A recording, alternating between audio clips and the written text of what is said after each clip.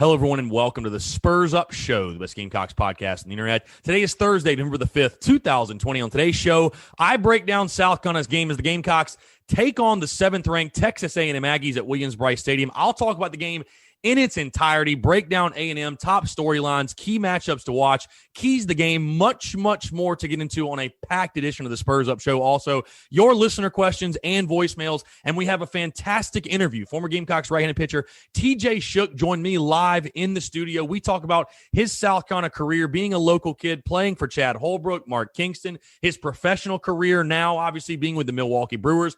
A ton to get into, a fantastic interview, and a fantastic show upcoming for you guys. So sit back, relax, enjoy. It is all brought to you by our friends over at Upstate Movers Group. Guys, Upstate Movers Group, superior moving service. They bring care and attention other companies can't offer because simply they're too busy maintaining trucks and profiting off of them instead of focusing on service. Guys, service is what separates Upstate Movers Group from the competition. So guys, they're not a trucking company. They are a moving services company, and they're employee-owned co-op as well, which means their movers are paid twice the industry average. Everyone on the crew is just as invested in the success of the project as you are, and they have dedicated professional crew members. They also offer black glove service, which means they offer end-to-end packing services, custom crating, and packaging for special items and cleaning services as well. They were founded by Greenville natives and University of South Carolina alumni. Guys, a Gamecock-owned small business, Gamecocks helping Gamecocks. You know that I'm all about that. We're all about that here on the Spurs Up Show. Again, a Gamecock-owned small business. They offer 20 years of project management and moving experience, and they can offer logistics and solutions that traditional moving companies simply don't have the skills for. Guys, for your moving needs, if you're in the upstate or even in the state of South Carolina, be sure to check out my friends at Upstate Movers Group. You can find them first on social media at Upstate Movers Group, but check out their website, upstatemoversgroup.com. That is upstatemoversgroup.com. Again, guys, they are founded by University of South Carolina alumni. Again, Gamecocks helping Gamecocks. If you're a Gamecock, no matter who you are, but especially if you're a Gamecock and you're in the upstate or throughout the state of South Carolina and you have any moving needs, because listen, we all know that moving, it can be a very strenuous process, a very stressful process. I know that when I've moved in the past, it has been absolutely brutal, and I wish that I would have had someone like Upstate Movers Group to help me in the process. So again, if you have any moving needs, especially during this holiday season, you want somebody to help out, Upstate Movers Group is the way to go. Be sure to check them out on social media. And of course, give them a ring. Check out their website, upstatemoversgroup.com. That is upstatemoversgroup.com. Be sure to check them out and tell them Chris from the Spurs Up Show sent you. The show is also brought to you by our friends over at MyBookie. Guys, MyBookie, between the NFL, college ball, whatever, it doesn't matter. There's no shortage of games to watch, and with thousands of lines available on all your favorite sports and events, you can turn your game day into payday with MyBookie. Guys, if you're the person who likes to back the big favorites, consider putting a couple in a parlay for a much bigger payout. It's a little bit more stressful, but I can tell you guys, a parlay is a fun way to get the juices flowing. Not only do they make meaningless games exciting, but more importantly, they give you a chance to turn ordinary bets into a real moneymaker. And guys, don't forget the underdogs. They have a ton of value as well. The thing about the NFL and college football really is that underdogs are never really dogs, right? I mean, we know as South Carolina fans, our team is a dog going in the game this weekend, but you never know. You just never know in football. Every team truly has a chance to win, and you do too. Game spreads, championship futures, and player prop bets. It's never too late to get on the action and start turning your sports knowledge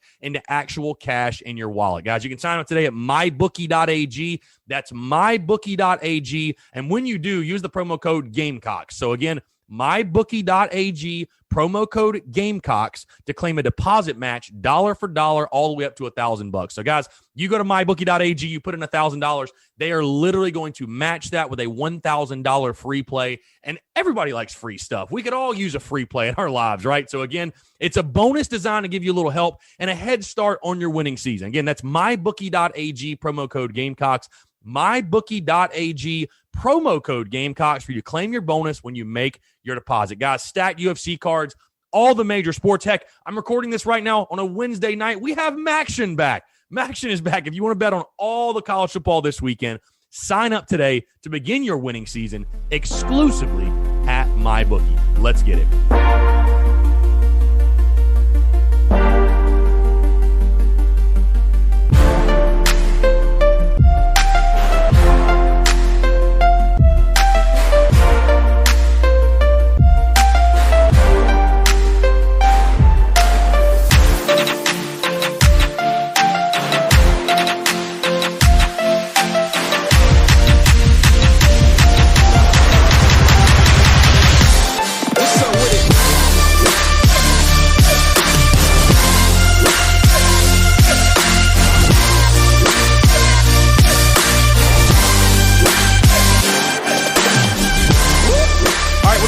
Chris Phillips, host of the Spurs Up Show, as always. Appreciate you guys tuning in.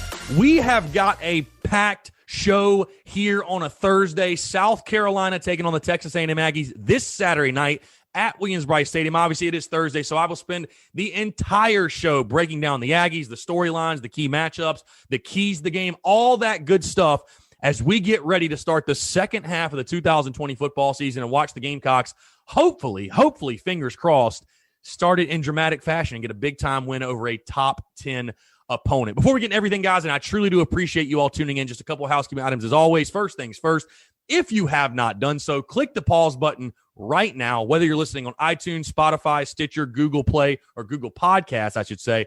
If you have not done so, click the pause button, rate the show, leave a review, leave 5 stars, your thoughts, your feedbacks. If there's things you like, things you don't like, you want to hear more of, less of, that is a great place to do it. Trying to hit 500 reviews by the end of the season. So we've got 5 games left, guys. We're slowly creeping to 400. Would love to get to 500, but guys, if you haven't done so, again, it takes 5 seconds out of your day. Go leave a review. And also, if you're not subscribed, guys, I'm not sure what you're doing, hammer the subscribe button. You're going to get the daily notifications when the podcast drops. Obviously, if this is somehow your first time listening to the Spurs Up Show, I drop a show every single day, Monday through Friday. So you want to make sure you're not missing out. You're getting those daily notifications. Also, subscribe on YouTube. If you're listening to this show right now, if you are hearing the sound of my voice, do me that favor. Subscribe on YouTube. We're trying to hit 1,000 subs. And, of course, follow on social media if you don't. But, again, rate and subscribe. Pretty please. Please do that favor for me. Rate and subscribe. And if you've already done so, again, I thank you so much for doing that and supporting the show.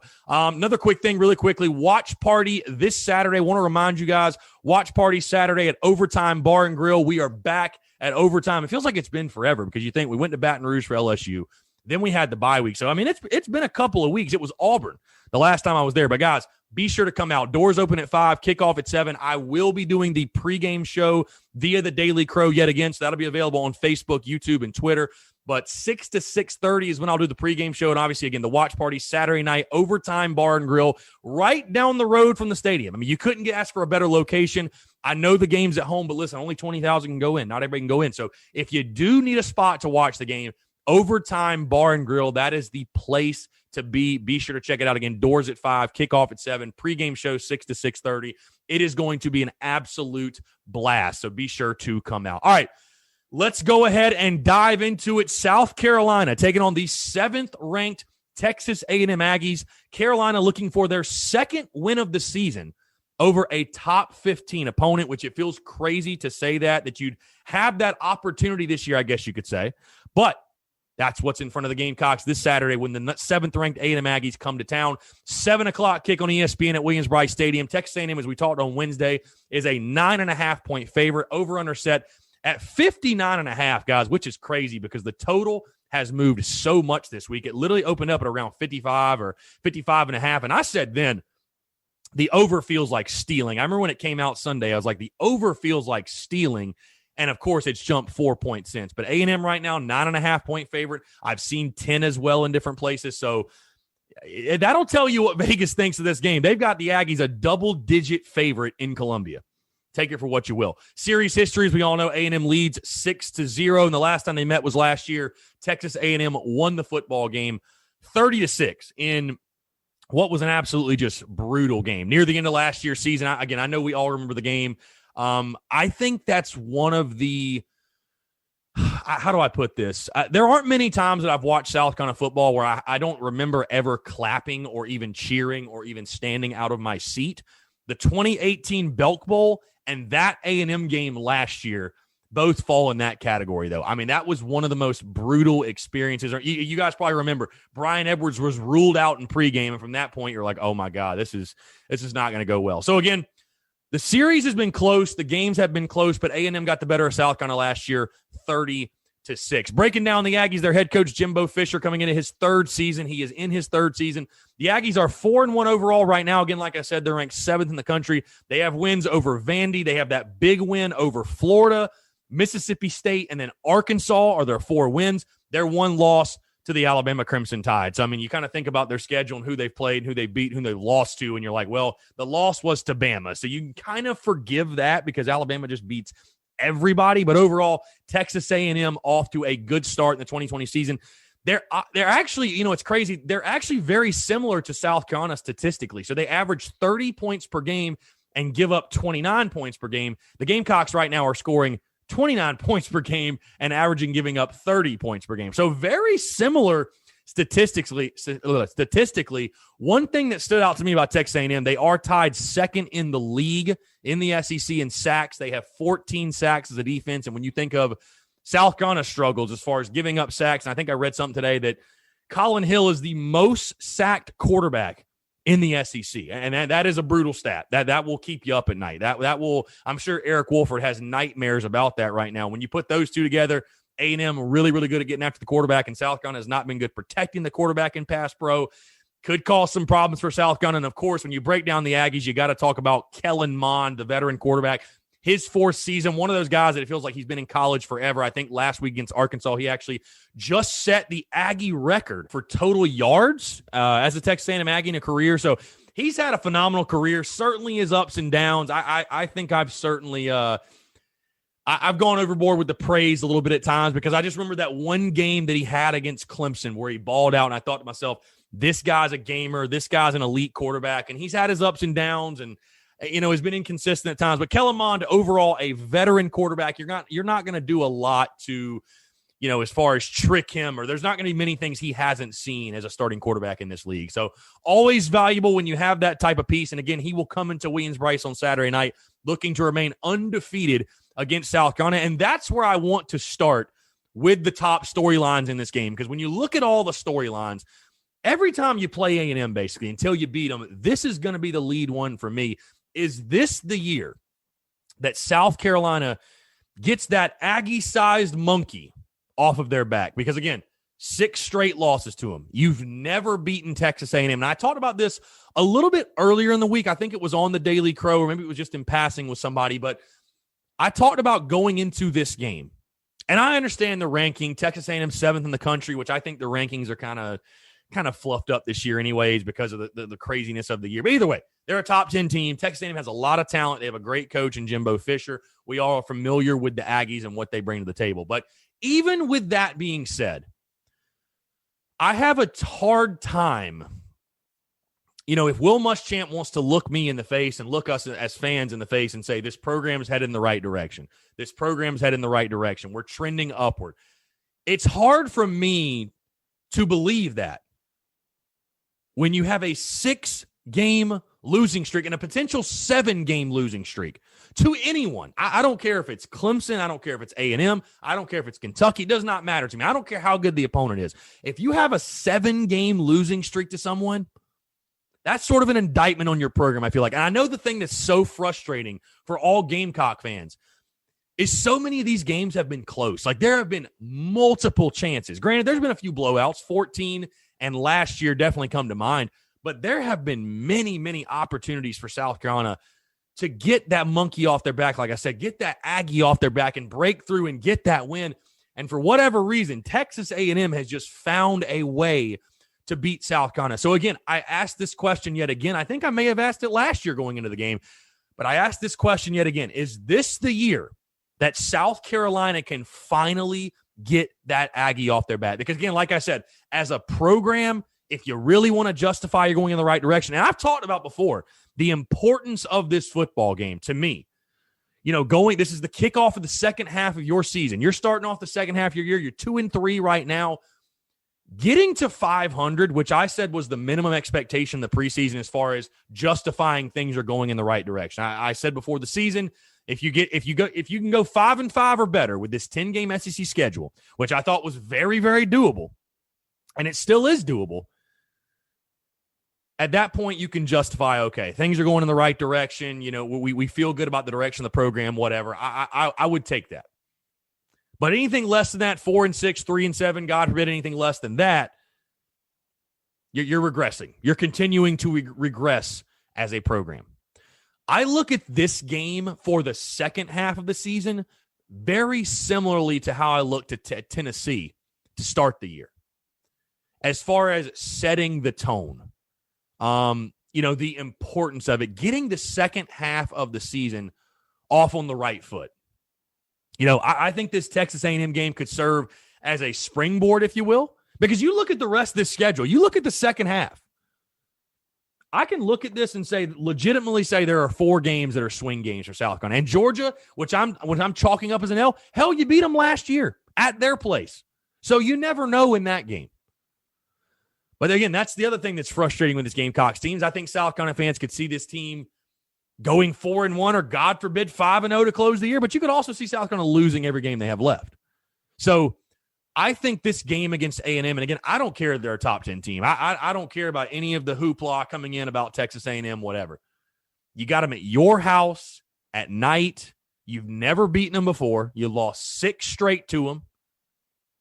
Eventually, something's got to give. You've got to get that Aggie off your back. And again, I think this game is going to set the tone for the second half of this football season. Even, and I hate to say this because I don't really think there are moral victories, but even if you battle them down to the wire and you lose the game close, at least you may be able to pull some positives from that. But if we see the type of performance we saw in Baton Rouge, that type of ass whipping,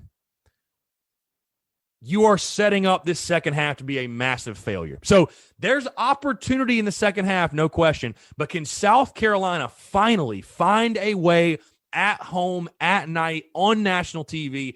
Can they finally find a way to get that Aggie off their back? It'll be interesting to see. My other top storyline, and we've been talking about this all week long, so it is certainly a storyline, but the play of Colin Hill and overall the quarterback position. I know everyone is going to have their eyes on Colin Hill, the quarterback position I've talked about all week long. I don't think Colin Hill is the number one source of the problems for South Carolina. I really don't. I really don't think so. I think it is the defense. When you look back at the LSU game, if you can't force a team to punt, you're not going to win the football game. Bottom line, I understand why when things are going south, especially when you don't have the guy, quote unquote, and you've seen some of the shortcomings Colin Hill's had. Again, he's taken the most sacks in the SEC of any quarterback. That is not a great stat to be leading in. But all eyes are going to be on Colin Hill because Will Muschamp made it clear on Tuesday he is QB1. He is going to start the football game. How does South Carolina handle the quarterback position? Do we see more of Luke Doty? God forbid, do we see any Ryan Helinski? Or do we just see Colin Hill the same as we've seen him the first half of the season? Do we see him take every snap? I'll be very interested to see. And how does Colin Hill, how does he bounce back from that game at LSU? Because, again, when you look at the stat line, it was a very on-brand game for him, but he did not play well. I mean, there's no justifying otherwise that he, played well in LSU or something. And a lot of those yards and, one of the touchdowns, that was pure garbage time. So what type of performance does Colin Hill have in store for this game on Saturday? Because, again, unfortunately, and it's going to happen, if he does not play well, the calls for Ryan Helinski, for Luke Doty, the social media madness is going to be at an all-time high. And I understand, listen, it comes with the position. You get too much of the credit, you get too much of the blame, for certain, surely. And, hey, I've only said from the beginning, I just want to see the guy that gives South Carolina the best chance to win football games play. I don't care who it is. I don't care what his name is. Get him out there. But I will just be interested to see, because you would think those Luke Doty rumors, maybe they started from something. I mean, I never did put a whole lot of stock in it, but do we see more of Luke Doty? Do we see more of Luke come in? Do we at all, for any reason, see Ryan Helinski come in? Again, all eyes will be on Colin Hill in the Gamecocks quarterback position. I'm very excited and intrigued to see what Hill has in store against A&M. My other key storyline, battle of the running games. If you love running the football, if you love the running game, this is going to be a fantastic game to tune in, because listen, guys, we're going to be blessed with watching two of the best in the SEC go at it. On the South Carolina side of things, we all know Kevin Harris, what he's doing right now, on pace for 1,000 yards. But A&M's got a damn good one themselves. Isaiah Spiller averaging 6 yards per carry, and I think he's 40 or 50 yards behind Kevin Harris. I cannot wait to see these two guys tote the rock. I was watching some film on Texas A&M, their game last week against Arkansas. Spiller, a really quick guy, really shifty. The Gamecocks are going to have to be flawless in their fundamentals as far as wrapping up, tackling, because he's going to run through an arm tackle. He's a guy that's going to make a guy miss. The Gamecocks are going to have to stay in their lane, stay in their gaps, and be disciplined all night long, because, again, Isaiah Spiller, one of the best in the SEC, and A&M's going to lean on him. There's no question they're going to lean on him, and I feel for South Carolina defensively especially. If you can't stop the running game yet again, and maybe this comes off as an obvious, but if you can't stop the running game, you have no chance in this football game because Kellen Mond, being a veteran quarterback, he can also run himself, the dual threat capabilities of Kellen Mond.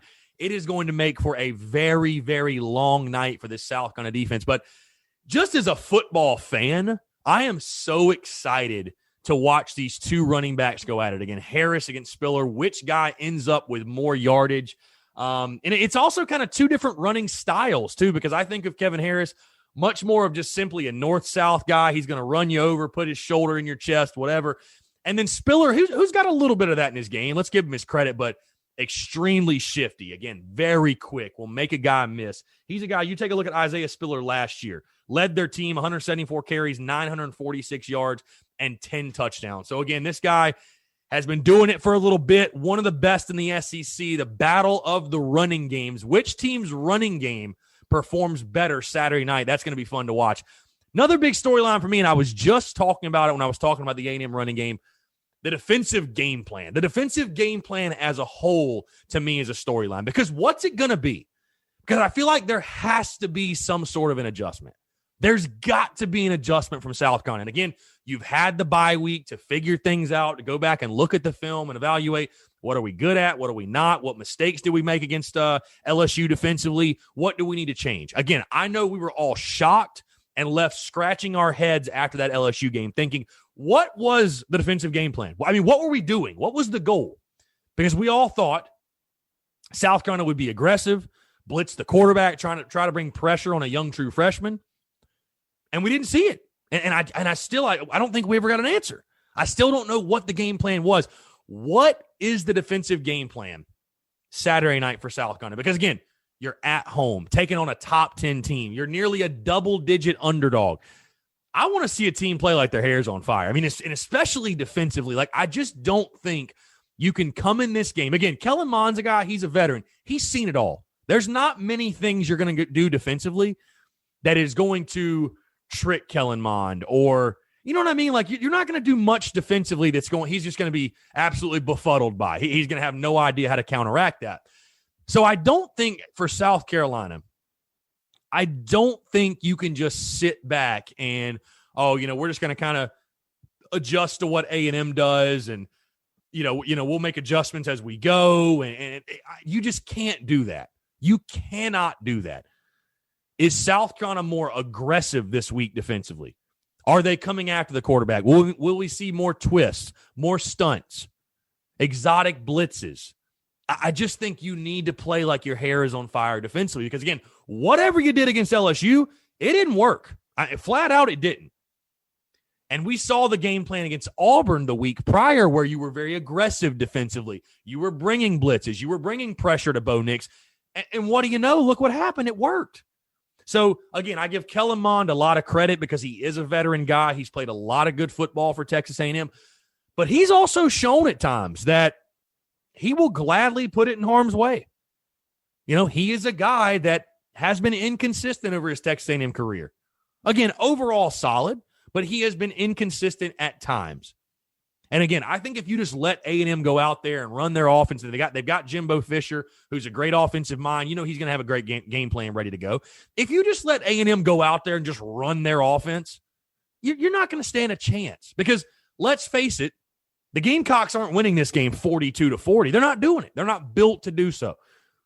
So you're going to have to alter your defensive game plan. And I will just be intrigued to see, what did Muschamp and this staff learn over the bye week defensively? What will the game plan be? How much different will it look against Texas A&M? Because I fear if you just try to, like I said, if you try to go out there and just let A&M do what they want to do, and we'll make adjustments, and you play this soft off coverage in the early downs, and you are going to get eaten alive by this A&M offense. So I'll be intrigued to see, what does Muschamp have up his sleeve for this game in regards to the defensive game plan. Another big storyline for me, and again, I know with COVID, it's only 20%. You'll only have 20,000 Carolina fans in the building on Saturday night, but protecting your home field to me, that to me stands out as a storyline, because I talked about it with the Auburn game, and I'll talk about it with this game as well. These are the type of games, these are the type of moments you have to take advantage of. I mean, everyone in that locker room, everyone in that program, every fan should feel disrespected right now, because it is a slap in the face to have an opponent come in and be basically a double-digit favorite on your turf. On your turf, a double-digit favorite. That is crazy. I know we all remember back to the days of South Carolina, 18 straight home wins, and it was a place opponents feared coming into. Now, a double-digit favorite. You're a home dog by double digits. Can South Carolina protect their home field? What type of atmosphere, what type of crowd do we get at Williams-Brice? Because I think it's been pretty solid from what I've heard. I haven't been in the stadium, haven't been to a game yet. I'm going to try to go to either Mizzou or Georgia because I'd really like to see what it's like. But can the Gamecocks protect their home field? And what will the atmosphere be like? Again, I know the first half didn't go exactly how people wanted, for sure, no doubt. I'm right there with you. But a lot of opportunity in this second half, and you can really change the entire narrative of your season if you can steal a win and get another big home upset against Texas A&M. So protecting your home field, can South Carolina do that on Saturday night? We shall see. Wrapping them up, my last storyline to get into, and then we'll get into key matchups to watch. My last storyline, though, how does USC bounce back off of the bye week and off of the LSU loss? I'm going to be very intrigued to see what type of energy, what type of emotion does South Carolina come out and play with against against Texas A&M, because obviously things against LSU went south very quickly. And I questioned at times, the Gamecocks got punched in the mouth, and it didn't feel like for a while they ever punched back. I mean, I know Kevin Harris had the long run for the touchdown, but you saw a team really get down, start to hang their heads. I'm not going to say they quit or anything like that, of course, but there might be times in this game, of course, I almost guarantee you there will be, where Carolina's going to get punched in the mouth yet again. And I just wonder what type of tenacity, what type of energy, what type of emotion, because the thing, like I said before, that stood out to me most against Auburn from that Auburn game was the edge that our guys played with, was the edge that South Carolina's players seemed to have. They had that nastiness, that tenacity, that we're going to beat you today. We don't care what you think about it. We're going to beat you. We're going to impose our will on you. And again, Carolina has had a week off to stew over that LSU loss and had a week off to heal and to prepare and to get ready. But again, more importantly, think about what happened in Baton Rouge. Like I said earlier, I want to see a team come out, play like their hair is on fire, play like they have nothing to lose. Again, you're at home, you're a double-digit underdog. Let it all hang out. Have some fun with it. Get creative. You know what I'm saying? Have some fun with it, though. Play with an edge. Play with that tenacity. You have nothing to lose. So how does South Carolina bounce back again? With the bye week, I feel like nobody's talking about the Gamecocks have had an extra week to get ready for these guys. I'll be very interested, intrigued, and excited to see what type of South Carolina team comes out there Saturday night. Are they fired up? Are they energetic? Are they ready to go? Or are they not? And I think it will be the latter. But I think that's going to have a lot to play in this game, because South Carolina obviously desperately needs to start fast. Because if things start going south from the beginning, I fear it can slip away. It could slip away, and you know what? We could see another LSU happen. So how does USC bounce back off the bye week? I'll be looking for that. All right, let's move into our key matchups to watch. Presented to you by our friends over at Yardware, guys, because today's show is brought to you by Yardware. Yardware is a veteran-owned and operating company licensed by the University of South Carolina, selling must-have Carolina yard and wall signs. Guys, these things are awesome, by the way. These signs are made out of 12-gauge laser-cut steel, and they come in both garnet and black. Football season's in full swing. Christmas is right around the corner, guys. When you get these signs, by the way, the thing that stands out the most to me is the quality and the detail. And you guys have probably heard me say that before, but the quality and the detail on these things is impeccable. It's incredible. The logo, every little detail of the logo, And again, the quality, 12-gauge laser cut steel. These things are like heavy. They're heavy duty. They're super nice. You can order yours today, yardwaresigns.com. That is yardwaresigns.com. Also, check them out on social media at Yardware. Again, guys, Christmas is right around the corner. Get one for yourself. If you're a Gamecock fan, this is the perfect gift for any South Carolina fan in your life. Oh, by the way, it's also not going to break the bank. It's only $34.95, guys. I think they should be charging more, but they're keeping it affordable, $34.95. And you can put this thing anywhere. You can put the sign in your yard. I've got mine in my studio. You can put it in your office, your man cave, your garage, your living room, dining room, bedroom, wherever. It is an awesome piece that, again, all Gamecock fans need to have. No Gamecock fan, I promise you, guarantee you, if you gift this to a Gamecock fan, they are going to absolutely love it. There is no question about it. So, again, order yours today at yardwaresigns.com. That is yardwaresigns.com. Also, check them out on social media at yardwaresigns. Again, that's yardwaresigns.com to order your sign today. Be sure to check them out and tell them Chris from the Spurs Up Show sent you. All right, let's dive in these key matchups to watch. We're going to start on the defensive side for South Carolina. I'm going with linebacker Ernest Jones against running back Isaiah Spiller. Guys, no surprise here. South Carolina is going to have to limit the running game if they want to have any chance in this football game, and it's going to start with Ernest Jones, your guy near the top of the SEC in tackles. Isaiah Spiller, I talked about a little bit earlier, he's averaging 6 yards per carry right now. They love going to him. He's an elite back. He's a lot of fun to watch, to be honest with you. But Ernest Jones, what he's done this season, again, he was leading the SEC in tackles before South Carolina had the bye week, but he's having a phenomenal year. Truly the leader of that defense. Ernest Jones will need to have one of his better games this season because, again, if A&M's able to get the running game going, if they're able to run the football like we saw LSU do, I fear South Carolina has no chance in this football game. So, again, Ernest Jones against Isaiah Spiller. Ernest Jones needing to have, in my opinion, one of his better games of the season if South Carolina is going to counter that Aggie running attack. Let's move to the offensive side for South Carolina. Running back Kevin Harris against linebacker Buddy Johnson. Johnson led A&M in tackles a year ago, by the way, guys. I'm trying to see. I think he had almost 100 tackles. No, 77. So he had 77 total tackles. 54 tackles right now at the halfway point. So Buddy Johnson is a legit player. He's right. I think Ernest Jones has like 55 or 56 tackles. Buddy Johnson is right there behind him at 54. So he literally is like the Ernest Jones of their defense. And we all know what Kevin Harris brings to the table. We all know the type of season he's had. And this South Carolina offense still, in my opinion, it goes through Kevin Harris. It starts with Kevin Harris. I expect Kevin to have a big game, have one of those games. Again, the best running back in the SEC that you've never heard of. That's my favorite way to describe him. He is so vastly underrated. But South Carolina going to have the running game Saturday night. You got to take the pressure off of Colin Hill. We all know the limitations of this offense on the outside. You have to be able to run the football. Kevin Harris, a guy, again, very much north-south, put his shoulder in your chest, but you got to make a guy miss. Buddy Johnson's going to be that guy. He's going to have to make miss. So, again, running back Kevin Harris against linebacker Buddy Johnson. Again, the running games going up against each other. The battle of the running games, I think, will be so pivotal in this football game. Lastly, my last key matchup to watch, defensive back Israel Mukuamu against tight end Jalen Watermeyer. And I believe that's how you say his name, Watermeyer. Yeah. Defensive back Israel Mukuamu against tight end Jalen Watermeyer. Watermeyer, I don't know what it is, by the way. South Carolina, it feels like every single team they play has a great running back and a huge tight end. Like, everybody's just got a big tight end. This guy is very similar to Kyle Pitts, 6'5", 260. He had 2 touchdowns last week against Arkansas. And you take a look at what he did last year as a true freshman, had 6 touchdowns for A&M. He led them in touchdowns a year ago. Again, he's already got 2 this year, had 2 against Arkansas.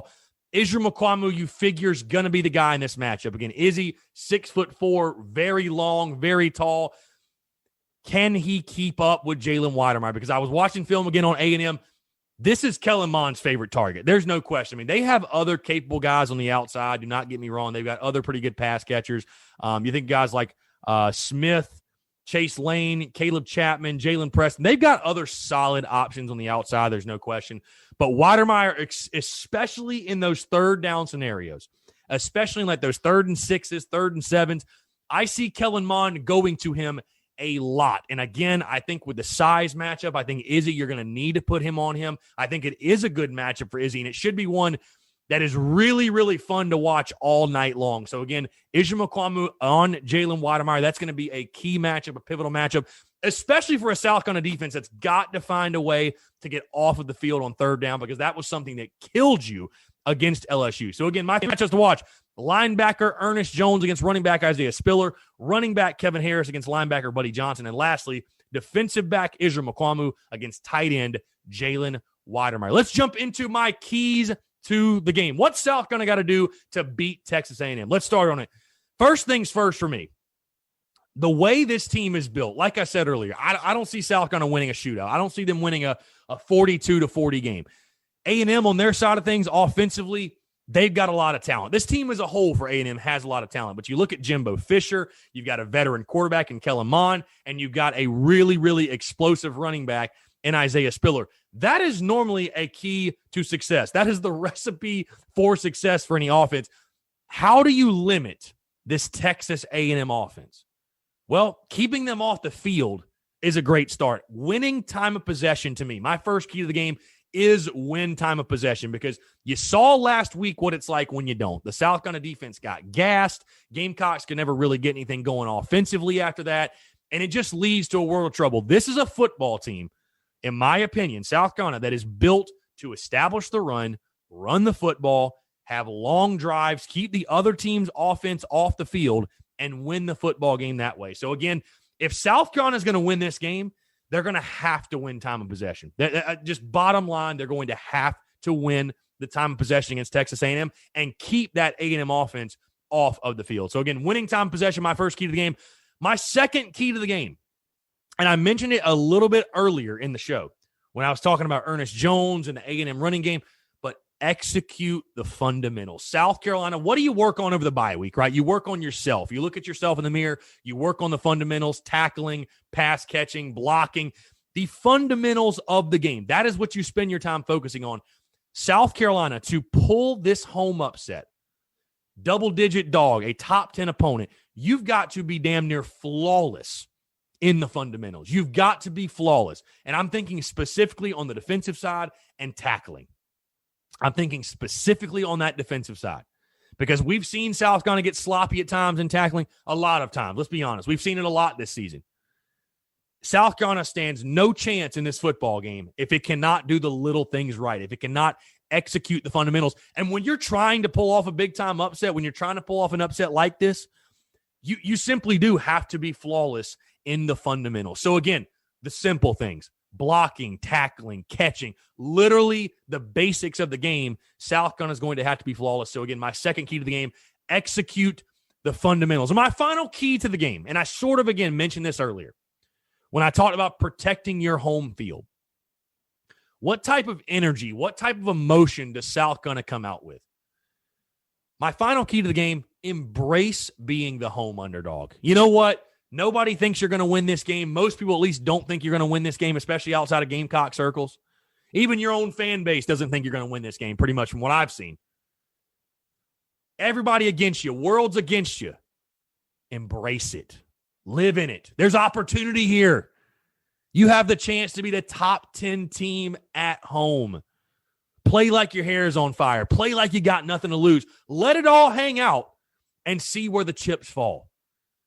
You gain nothing going into this football game being timid, being scared, being passive. No. A&M has everything to lose. You have nothing to lose. Absolutely nothing. Embrace being the home dog. Play with that chip on your shoulder. And take it to A&M, and like I said, let the chips fall where they may. Just see what happens. Leave it all out on the field. So, again, my keys to the game: win time of possession, execute the fundamentals, and embrace being the home underdog. So, guys, that is my breakdown. South Carolina taking on Texas A&M Saturday night. Very, very excited. I know Willie B will be packed to the brim with the 20%, and you guys in there will be loud, rowdy, have it rocking, but very, very excited. Hey, all you can ask for in life is the opportunity to be presented to you. That's all you can ask for, is to have that opportunity presented to you. It's right there again. You got the 7th-ranked team in the country coming into town. It's there for the taking. Can South Carolina take advantage yet again. We saw them do it the last time they were at home, beat Auburn. Can they do it yet again and get the second half of this 2020 season kicked off on a high note? So, again, should be a lot of fun, going to be really exciting. Let's dive into one thing really quickly as far as news and notes are concerned. Ryan Hilinski, players spoke to the media on Wednesday. Ryan Hilinski speaking to the media, and he was asked about if he considered transferring, if it had ever crossed his mind. His quote was simply, quote, "That never crossed my mind." So at least Ryan publicly is coming out and saying, he's not going to transfer. He likes being at South Carolina, whatever. I wonder, I'll be very interested and intrigued to follow this throughout the rest of the season. Because, again, of course he's going to come out and say that, no question. But it felt good, I guess, to hear him say that, because I don't want to see Ryan go. I don't think anybody wants to see Ryan go. But to hear him speak out on that. But I wonder how that changes. Because if Colin Hill, like I said before, if he plays decently well and he doesn't get injured and he holds on to the job like I think he probably will, I mean, you got to think for the kid. He doesn't want to sit on his butt on the sideline for the rest of his college football career. So what is he going to do? That's going to be a very, very interesting storyline to follow as we go throughout the rest of this 2020 football season. So, guys, let's go ahead and dive into now your listener questions and voicemails. We actually do have 2 voicemails and a ton of questions to get into as well. So we will go ahead and jump into it. What's up, Chris? Hopefully you and everybody listening had a wonderful weekend. I had a pretty good weekend myself, except seeing my Titans lose. I don't know how we lost, but hey, hopefully we'll move on. I was calling just to talk about the quarterback situation for Thursday's show. I know a lot of people want Hilinski, Doty, and I do too. Because if you think about it, I mean, coming into last week's game this week, I was kind of, Hilinski and Hill are kind of the same at this point. No matter who you put in, it's going to be the same kind of deal. But I think you need to start looking for the future. I mean, this season pretty much is going to be a wash. Hill is probably going to be here for the rest of this year and maybe next year. I'm not sure about that. But if you're going to get the same production from Hill out of Hilinski and Doty, why not go ahead and put Hilinski and Doty in?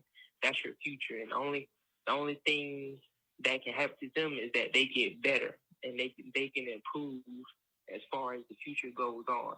Now, will they improve on a Muschamp? Probably most likely not, but it's still important for them, especially Doty, also to get reps so they can be prepared for the future. Because right now, I mean, you're looking, by the way the schedule is looking, you're looking into a 3, maybe 4-win season. Because after the showing against LSU, I just don't know where the wins come from after this point. So, I mean, right now, I think it's just you just want to go ahead and put Hilinski in, Doty in, let them go ahead and take the offense, let them get started. Because right now, I mean, you're not going to be losing any production with replacing Colin Hill. Like you said, he's in a steady Eddie all season, but that's all he's going to be. He's not going to be more than else. So you don't really say you're going to win more games if you have Hill in. So I think it's best just to go ahead and sit him down, let Hilinski come in, and Doty, let them have either a 2 QB system, or you have Doty come in and do some trick plays and stuff now and then.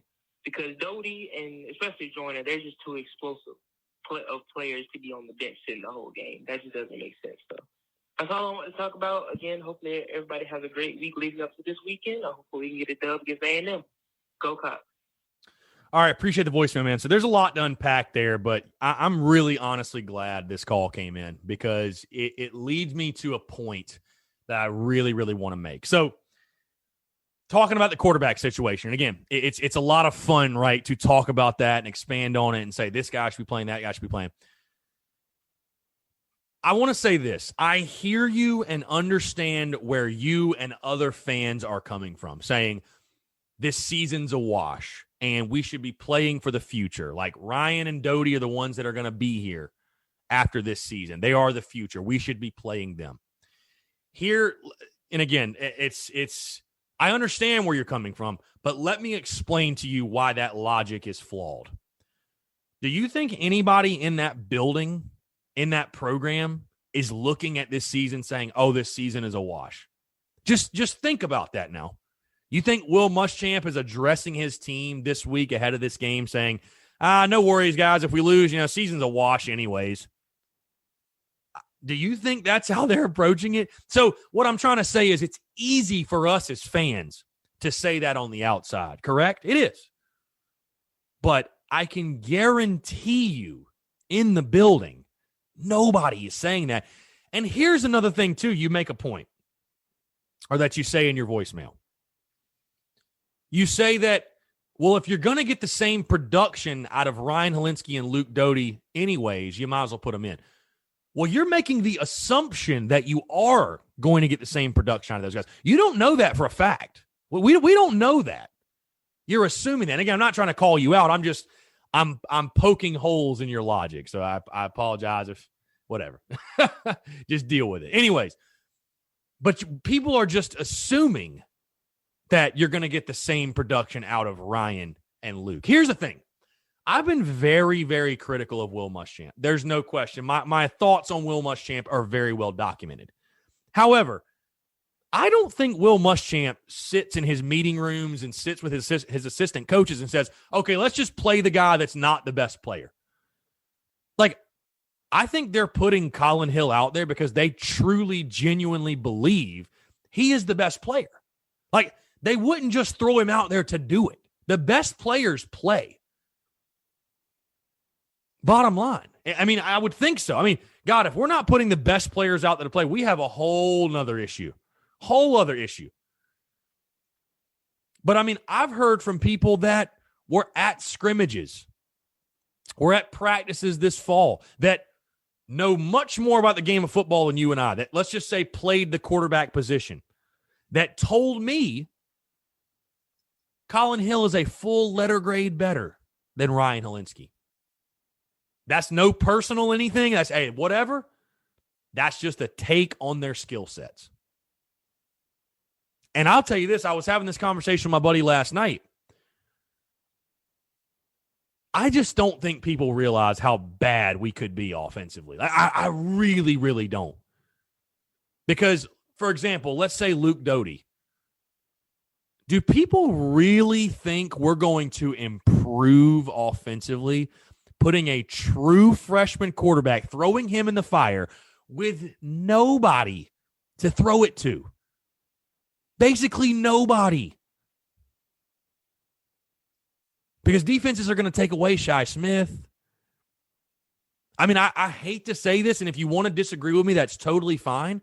Bro, I mean, listen, I had extremely low expectations of the offense coming in. I thought they'd score 20 points per game. I thought it was going to be brutal. I thought it was going to be abysmal to watch.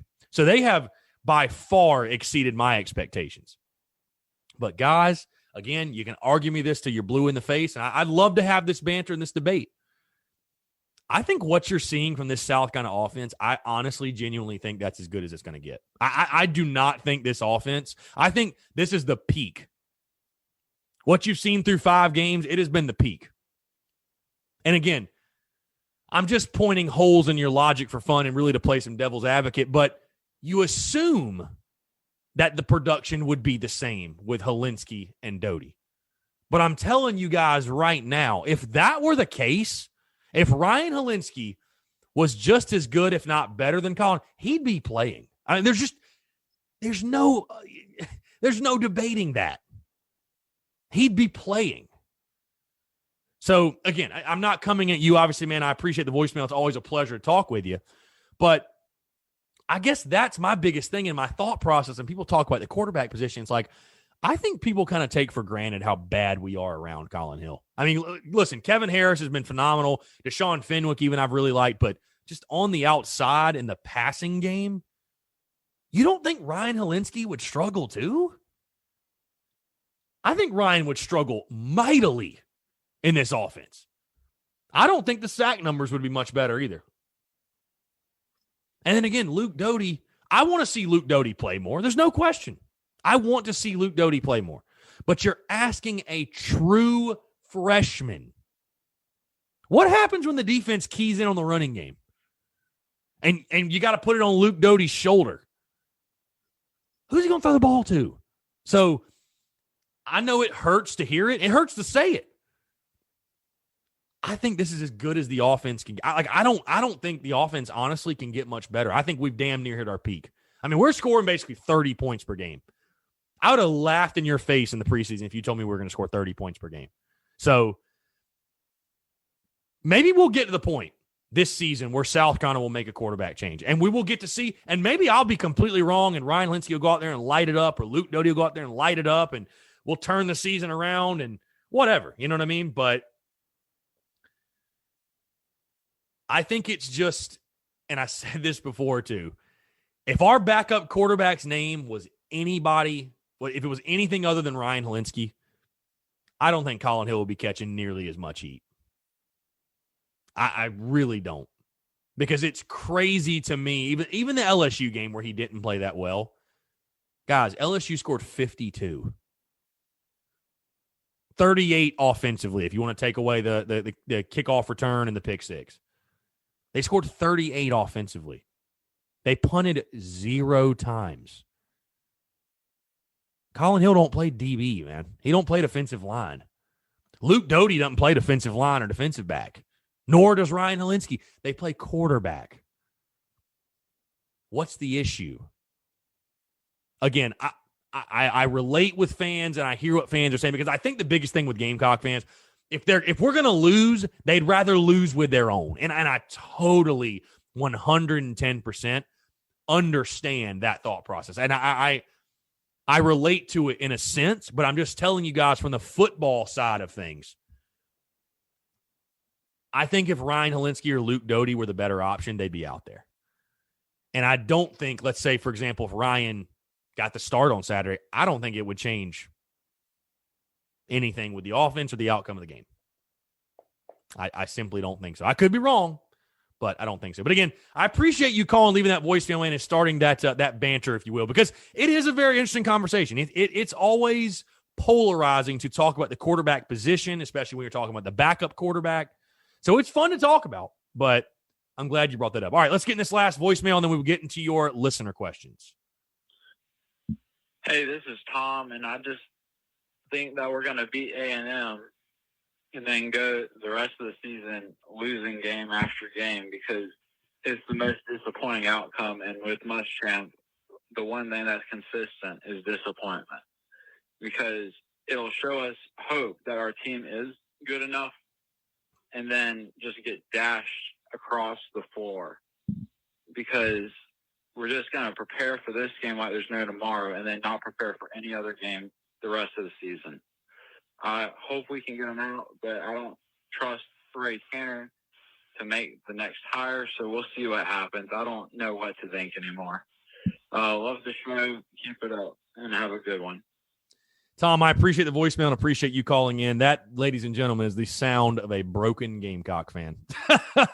That right there is the Will Muschamp effect at its absolute finest. That's what happens when Will Muschamp has coached your football team for too long. Hey, I think a lot of South Carolina fans listening in right now, Tom, can probably relate to you, and they empathize with you, and they sympathize with you, and all that good stuff. So, yeah, hopefully, I don't know, man. Hopefully this South Carolina team doesn't let you down too many more times this year, but kind of like you said, it kind of feels inevitable with Gamecock football as far as the inconsistencies and the disappointment. But I don't know. Hey, hopefully. You never know. That's why they play the game. So, all right, let's get in your listener questions really quick. Hamaza022. What adjustments do we make on defense to beat A&M? I think you've got to be aggressive. I think you've got to get after Kellen Mond.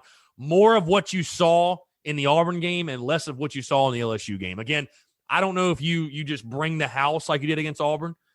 Because I think, A&M has more to offer, and they're a better offense than Auburn was. But you're going to have to be aggressive, man. Like I said earlier, I don't see a scenario in which you can just kind of sit back and adjust to what A&M's doing and let them dictate the tempo of the game and the flow of the game.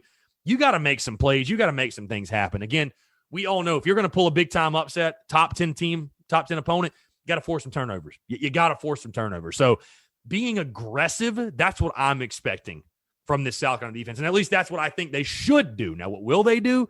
We will see. But I think you need to be aggressive defensively. Let's see. J.K. Gill 34. Think they let a higher percentage fan at baseball over basketball due to being outside. Certainly a possibility. You know, obviously it came out this week. They're only letting 3,500 fans in Colonial Life for basketball season, which again is 20% capacity. And I mean, it's kind of what we expected, but I don't know, man. I hope so. I'm just hoping and praying I can go to baseball games. That is 110%. I just let me go to baseball games. Please let me go. Saltwater Swag, do you think if we had number 2 and number 3 wide receiver that didn't opt out, our offense would be way better? I mean, if this offense had a number 2 and number 3 wide receiver, it would be way better. There's no question. Yeah, 100%. So, Austin G _45, what is our most likely way to win against A&M? Well, again, I listed my keys to the game: win time, possession, execute the fundamentals, embrace being the home dog. But, you know, you got to win the turnover battle. That's a given. And I think for South Carolina, you know, don't look at the ranking either. Like, don't let that, oh, my God, we're playing the 7th ranked team in the country. Who gives a damn, bro? They're Texas A&M. I don't think the ranking means anything. You've been close to beating them before. It's not like it's this unbeatable opponent. You know what I'm saying? You're not playing the logo. You're playing the team on the field. South Carolina, though, I want to see them be true to themselves in regards to their identity. Be aggressive on defense, number 1. But offensively, stay within yourself. Run the football. Establish the run. Be stingy in the running game and let the run open up the pass.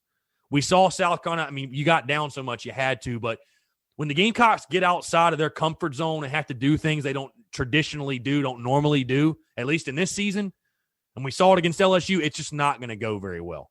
So, again, you do that and you win the turnover battle, I think you do have a chance in this one. Let's see. Thomas _Brady _H. He had 2 questions. Says, thoughts on T-Rob. Used to like him, but after watching his game planning, I'm not a fan. I've said this before. Has anyone's stock fallen faster than Travaris Robinson's has in like the last couple years? I mean, I don't know what it is. I don't know if there'll ever be a change because Muschamp and T-Rob are literally like best friends. But again, I don't know. I know he's a good recruiter, but I don't know what the disconnect is defensively between Muschamp, T-Rob, and those players. I have no idea because I think there's talent. I think we all think there's talent on that side of the ball, but there's a disconnect. There's no other way to put it. He also asks or says, we beat A&M, then lose the rest. That's the most disappointing outcome. Fake hope again. Thomas, again, you sound like a fan that is a beaten, bruised, and battered Carolina fan, but who knows, man? To win this A&M game would be big, but of course, like you said, you've got to build off of it. You have to find a way to build off of it. Last question, Chris Worrell. Who should be put in that isn't starting on defense that could give us a spark? Well, I think you need to start both Zach Pickens and Jordan Birch, especially starting Jordan Birch, dude. Like, he's your 5-star kid. He's your prize recruit. Let him eat. Let him loose. Why not? Get him on the outside. Get him after Kellen Mond. Let him make a big play. That having a young guy do that, I think could spark your defense. So I would probably say number 1, Jordan Birch. Get Jordan Birch more reps. I think that could be big for your football team. And again, bring that energy, bring that spark maybe you didn't have before on the defensive side of the ball. So appreciate the questions. Appreciate the voicemails, guys. Always appreciate you all being interactive. Now, I'm very, very excited because we got a phenomenal interview today on the show. TJ Shook, former Gamecocks right-handed pitcher, actually came by the studio.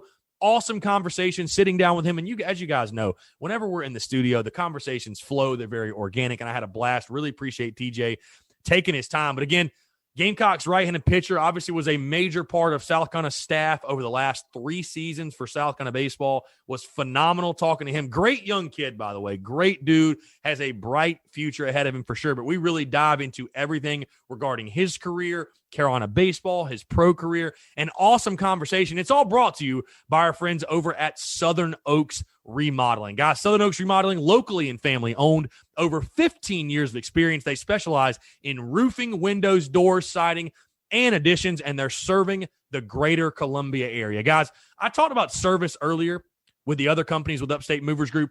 Service truly is what separates Southern Oaks Remodeling from the rest as well. I've had the privilege of meeting them, talking with their people, meeting the CEO, meeting everyone in that business. They take care of their people. They put their people first. And listen, when you're doing a remodeling job, you're having somebody in your house or you're working on a project, there's going to be a lot of follow-ups. You're going to build a relationship with that person. Southern Oaks Remodeling goes out of their way to make sure you feel comfortable in the process, and they are going to take care of you. Again, if you're in the greater Columbia area, they are locally family owned. And that's the thing that jumped out to me is you can really feel that whenever you're doing business with them, because again, I say this all the time. People don't spend money with businesses. They don't invest in businesses. They invest and spend money with people, and people is what makes the difference with Southern Oaks Remodeling. Again, over 15 years of experience. Whatever project it is, we're in the holiday season. Why not knock it out right now? Roofing, windows, doors, siding, additions, any project, any remodeling project you may have, Southern Oaks will take care of you. They're the way to go. Again, the serving the greater Columbia area. If you're in the area, be sure to give them a call. Check them out. That's Southern Oaks Remodeling. Again, Southern Oaks Remodeling. Check them out and tell them Chris from the Spurs Up Show sent you. Enjoy this conversation with former Gamecocks right-handed pitcher TJ Shook. All right, joining us today on the Spurs Up Show is a man that pitched for Gamecocks baseball from 2016 to 2020. During his career, he went 6-1 overall, had a 3.04 ERA, 74 total innings pitched for the Gamecocks with 92 strikeouts. He also has his own brand, 3 Up, 3 Down, as he's rocking right here, as you see in the video, and was signed by the Milwaukee Brewers as of recently, as of this spring. Very pleased to have in the stew TJ Shook, former Gamecocks right pitcher. What's up, man? Appreciate you coming by. Doing well. Glad to have you, man. Glad to have you. Obviously, local kid, and I want to start there. You were from Columbia, went to Dutch Fork High School, and we were just talking off air about when you got to Carolina and Chad Holbrook being there. But just talk about the recruiting process for you. Obviously, I know you were one of the top guys in the state when you came out. So what it came down to, why you chose the Gamecocks, and just what the recruiting process was like overall. Yeah, so my senior year, I didn't really – well, actually, my junior year, I hit and pitched in high school. So I went to Diamond Prospect events trying to get recruited, whatever. And I started doing well, started hitting upper 80s, getting looked at by a bunch of other colleges. And USC wasn't really showing that much interest. But I thought it was kind of funny because Monty Lee contacted me and was like, want me to come visit Clemson. Right. 1 week, like after this, I think it was Palmetto games, Diamond Prospect Palmetto games. And I was supposed to go visit Clemson the next weekend, and then I guess somehow South Carolina found out about it, and they wanted you're me to right in their visit. backyard. I mean, Literally. So they wanted me to come visit the next day, and I walked around with Myers. He showed me everything, the campus, and it was just like it was there. Like I wanted to go there. I grew up a Gamecock baseball fan. Right. It was just like my dream school. I just was waiting on them to show a little bit of effort. Right. Yeah, I was going to ask. I mean, growing up locally, I feel like the ties had to be there as far as like being a Gamecock fan. Like I said, if nothing else, a Carolina baseball fan. Like, I mean, because you were literally growing up watching Christian Walker and Jackie Bradley, Michael, like just those College World Series teams. So like, I'm sure it was like as soon as you get the offer, I would assume it felt like a no brainer. I mean, yeah, it really was, honestly. But me and my dad would always go to the games. We would always go. I'd probably go. I don't know. I was probably 8, 9, 10 years old. I was a little kid, like dreaming of going to this school. And then once I had the opportunity presented to me, I was like, I couldn't turn it down, like no matter what. So who were some of the, you said Clemson. I mean, did you get a lot of SEC interest, like ACC interest? Like what was because people like, it's crazy, man. Like you think of recruiting in baseball, it starts so early. I mean, they're offering kids that are freshmen in high school and, projecting guys like that. So, I mean, I assume you had a laundry list of offers for your services, obviously, because, I mean, you had a good career. So honestly, I didn't. Really? No. So I only had 3 offers at the time. One was from SMC, one was from Francis Marion, and then South Carolina was literally my 3rd offer. So I didn't really do well until my junior year. So I was kind of a late bloomer, as what you say. And literally nothing really happened until South Carolina showed some interest. And then, Clemson first and then South Carolina. Right. So it was literally just between those two right off the bat. And I was like, all right, well, I definitely want to stay home, be near my parents, want them to come see me and see all my friends. So I wanted to stay in state. So did you want to be a two-way in college, or were you set on like, I'm going to be a pitcher? Like, it's like, I mean, I know like I was a pitcher as well, and pitchers love to tout how great of hitters they were in high school and all that. And it's like, hey coach, let me get some BP. But I mean, did you want to go two-way? Did you know you were set to pitch? Like what was the I actually did want to go two-way. I was kind of supposed to, but then I came in with like a kind of they always tell you that. Yeah. Like I came in with like a minor back injury. Right. So I kind of came in at the bottom of the totem pole, which didn't really help my case, but I couldn't help it. I was hurt. So I was supposed to two-way, play a little bit of outfield. Honestly, there was just too many veteran guys like for me to even sniff the field. So I kind of just fell right into a PO spot immediately. And that's just kind of how it worked out. Right. So, I mean, I was a better hitter in high school than I was pitcher. Really? And it was actually crazy. So, and then I had a back brace. Right. And you mentioned the injury because I was, like I said, we were talking off air and taking a look. I didn't even realize that you got to Carolina fall of 16 and you redshirted 17. So obviously I would assume the injury played a major part in you getting the red shirt or whatever. But I think it's good you come in, you sit back and kind of watch and learn and observe. But what a year it was that you got to sit back and watch and learn. But before we get into that, just talk about, again, you came in under Chad Holbrook. Obviously what he did, I mean, he was on the staff when South Carolina won the back-to-back titles. And, I mean, his reputation speaks for itself, obviously doing great things now at College of Charleston. But just talk about, you talked about Jerry Myers, you talked about, different guys on that staff, but the relationship with Chad Holbrook, what was that like? Yeah, I mean, it was good. I think he was a great coach. I never really got to experience how great he was because I redshirted after the fall. Gotcha. So I never really got to go through a season with him. And once you get redshirted, it was some weird rule, SEC rule, where it was like I couldn't do anything like with the team. So I couldn't go to like team practice. I would be in the weight room while they would be on the field.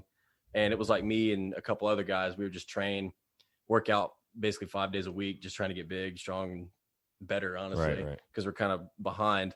I never really got to experience the full Holbrook coaching methods. No, for sure. I wish I kind of could have, but I would hear a bunch of guys talk about it. I mean, it was It was good. Right. So were you able to go to games like that 17 season or no? Yeah. So it was actually me and Jake Wright. We would sneak in through the weight room and then sit right behind home plate. We talked to Pete Stokes, who sat behind the plate. He would sneak into the stadium that you're a player at. That seems kind of crazy. Yeah. We definitely didn't have to buy tickets. Right. No, for sure. I'm glad. So talk about that 17 season. I mean, again, I've had guys that were on that team that played, and obviously, I mean, the 17 season, I feel like was very similar to like the 19 season you were a part of, where injuries just derailed it early, and it felt like every weekend it's coming down to Sunday and you're losing in some heartbreaking fashion. I mean, it obviously takes a toll on you. But first, we'll talk 17, and again, you were watching from the sidelines, but I mean, just did you even ever envision like that would be your first year as a Carolina baseball player of like that? I mean, it was a rough year. There's no other way to put it. Like, it was a very, very rough season. Just talk about experiencing that from the sidelines, I guess. No, yeah. I say, honestly, it was a really big year for me personally. I know the team might have not done as well, but just watching like how people do their business, like you see guys like Will Crow, Clark Schmidt, Tyler Johnson. Great talent on that team. There's no question. There was honestly one tons of the best of talent on that team. Yeah. One of the best teams I've ever been a part of.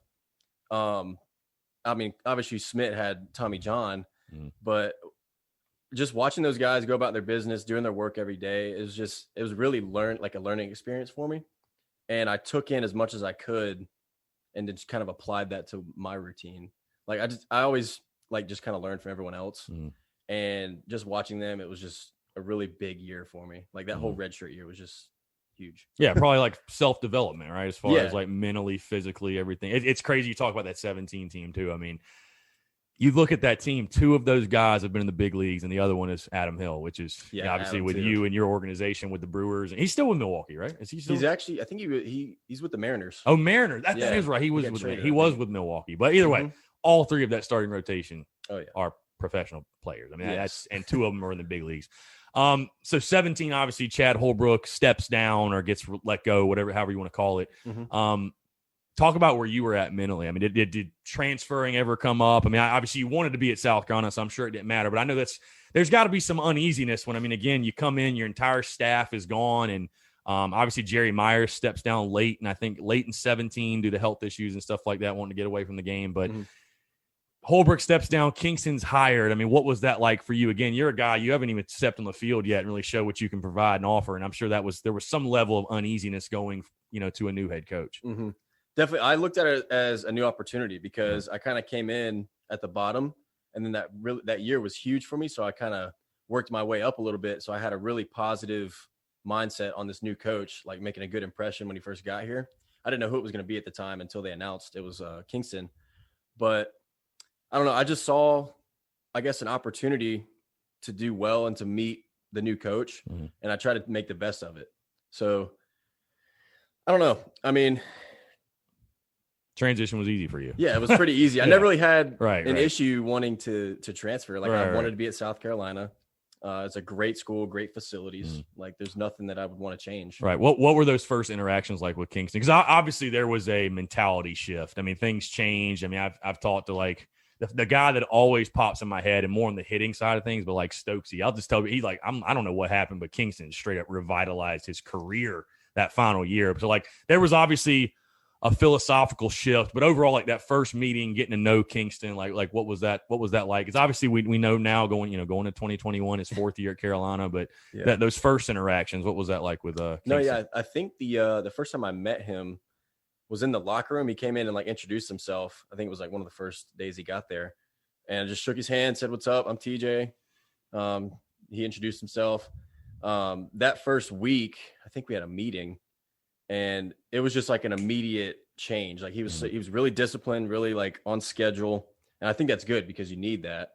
I mean, yeah, he kind of just turned the program around. With Holbrook, it wasn't as disciplined. It was kind of laid back. It wasn't like this. It was almost player led. Right. But with Kingston, it was literally like, all right, we're going to do this. We're going to do this. We're going to do this. He was very professional about it. Like with everything. Right. So it was a nice change. How about Skylar Meade? I'm curious here because I think he's one of the a guy that we don't talk about enough is like a guy, young up and coming coach. Like obviously was at Michigan State. Now he's at Carolina. Like what's I guess without spoiling anything, like what's his philosophy as far as pitchers are concerned? Because I remember there was talk, like I think going into this past season about or is South Carolina going to have openers and like do kind of what the Tampa Bay Rays did at one point? I was like, I don't think so, but I know Meade, each pitching coach kind of has their nuances and ways they go about things. Like Jerry Myers and Skylar Meade are obviously different people. So like, what was it like being a pitcher under him, your time there, like his philosophies, the way he kind of went about things? No, yeah, I loved everything that he brought. I never really did a lot of weighted balls I did bands and stuff in high school.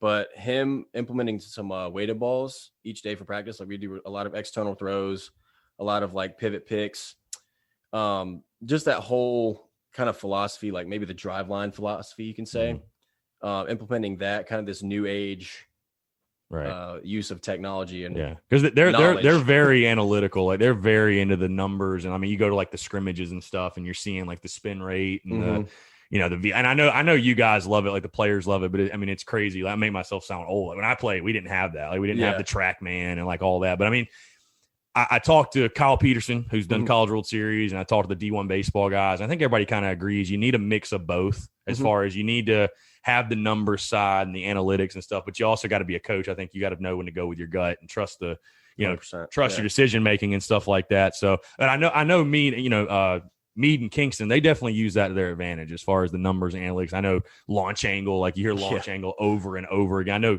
Kingston is a big proponent of that for sure. They love numbers. Like you said, I think it just comes down to the eyeball test. And just being able to do your job and just get guys out as a pitcher. And then for a hitter, getting on base, really, and scoring runs as many as possible. But yeah, they look into it. I like it just because it's new and it'll help us in certain ways. But a lot of the times it can go flip or flop. So like you never really know what somebody's going to do until it happens. Right. Now, were you did I remember correctly, were you a sidearm guy starting out your freshman year? No, I was you're always over the top? Okay. Yeah, I just didn't throw that hard. And that's what I was going to say. Your velo made a huge jump because I want to talk about that 18 year, obviously. I mean, you made 21 appearances. I mean, your freshman stats are pretty good. 3-0, 2.33. I remember watching you the first time I watched you. I think this was 18, was you pitched against Clemson, I believe, in Greenville. I think so. Yeah. And you threw really well. And that was like the first time I saw you. You're like, okay, you got something. Obviously, you were a bullpen guy at that point. I feel like you were like at that point, at least, you were kind of like a seventh inning guy. And you went back and forth between being a starter and back into the bullpen and stuff like that. But your first full year actually getting on the mound, you'd been practicing all that good stuff. But I mean, talk about it, growing up a Carolina fan, that rush of emotions the first time you got to pitch at Founders Park in front of, a capacity crowd, whatever. Like, what was that like for you, again, growing up a Gamecock? No, yeah, it was awesome. I think my first outing was against VMI in that 17 season. And I came in, and I don't remember what inning. I'm not that guy that like remembers Right, every right. single detail, but I came in, I just remember like the view, like it was just different. I don't know what about it was different. Like I had the jersey on, like I was there, like I finally accomplished that goal. And I was like, all right, I got to get to work. Like this is where I make a legacy. So, I mean, it was just crazy. It was a dream come true. Like I loved every bit of it, honestly. Well, what was the biggest challenge for you? Because like you said, that first year, I mean, your velo made a big jump. So like, what was your game personally? How did your game evolve overall at South Carolina? Because later in your career, obviously going back to this past season, I mean, you were a guy had some good velo. I mean, low 90s, and that, like you said, that first year, I think you evolved and obviously matured as a pitcher. So how do you feel like when you assess your own game, the way you grew at South Carolina, and how much did like your mentality change? I mean, obviously just getting experience is going to help, but you obviously learn about yourself, like your strengths, your weaknesses, you add different pitches, you work on different pitches, locations, whatever. But how do you feel like you improved most and changed most over your career at South Carolina as a pitcher? Yeah. So I would say probably from my freshman year to this current year, one of the biggest differences from my freshman year would be, I don't know, I didn't really feel as confident in myself at sometimes. Like I would always feel a little bit nervous or kind of like, oh, I'm going to mess up. If I do this, if I do that, whatever happens, I would put a lot of pressure on myself. And then I realized like probably a year ago or this last fall or even during the spring, like I had to be confident in myself no matter what was going to happen. Like I'm going to go out there, I'm going to give it everything I got.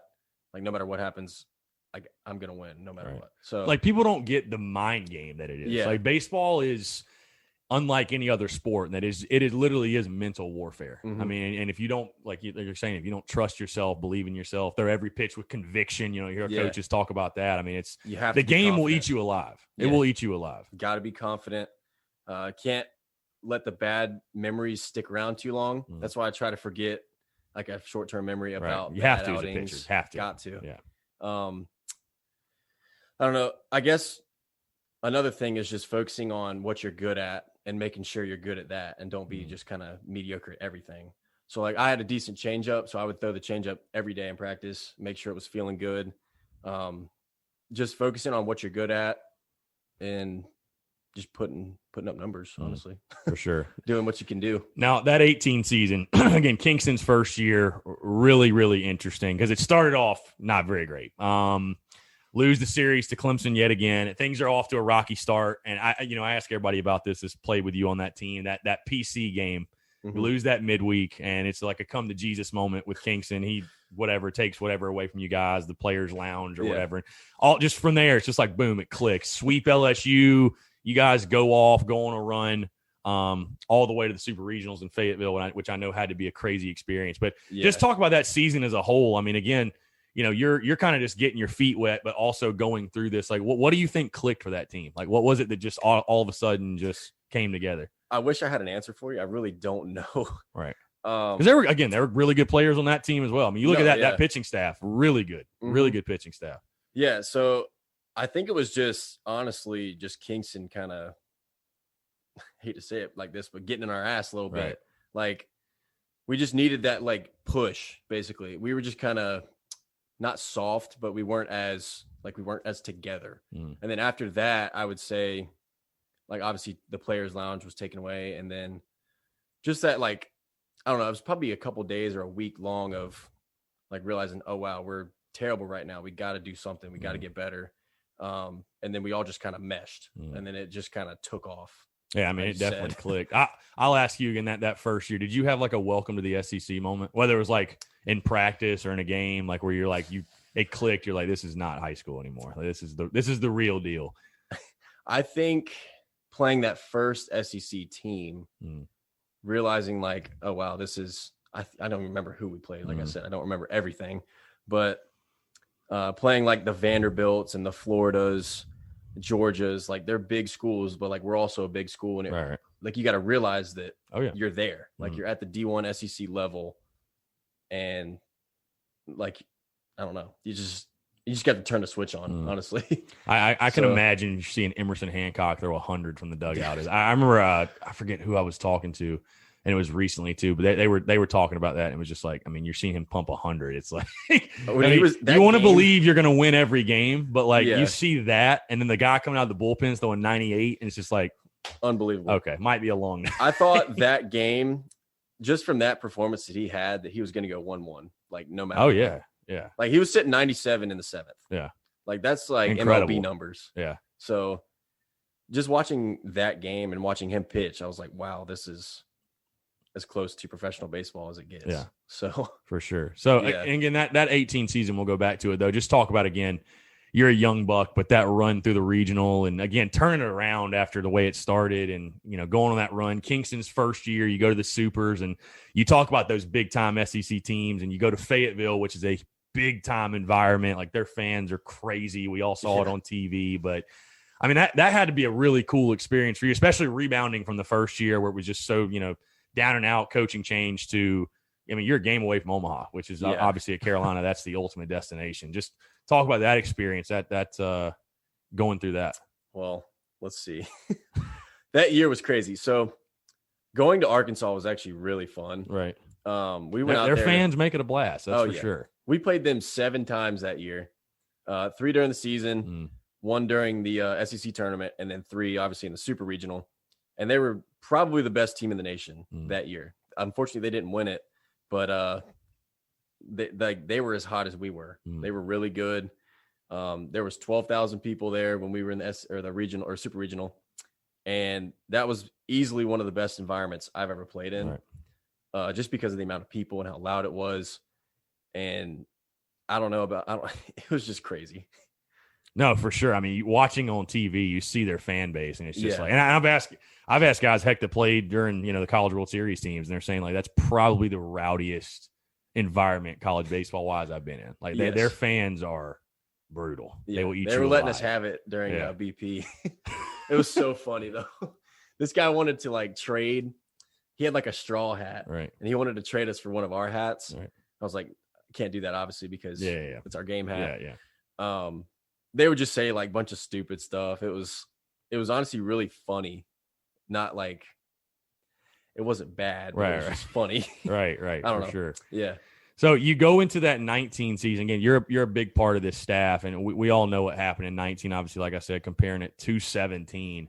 But I think it's no secret that the loss of Carmen was really kind of what kind of derailed everything. I mean, you lose your bona fide ace, and I remember I was at all 3 of those Clemson games. So I was at that Clemson game when he got that freak injury, broke his foot. But we'll talk on a more positive light. Again, you grew up a Gamecock baseball fan to beat Clemson in that 19 series. And obviously I had Reed on the show and other guys, but Reed with that great performance on Sunday. And I did you pitch in that series? I'm trying to think. Did you pitch in that series? I did. I pitched at floor. That's right. Okay. Yeah. Greenville. Yeah, for sure.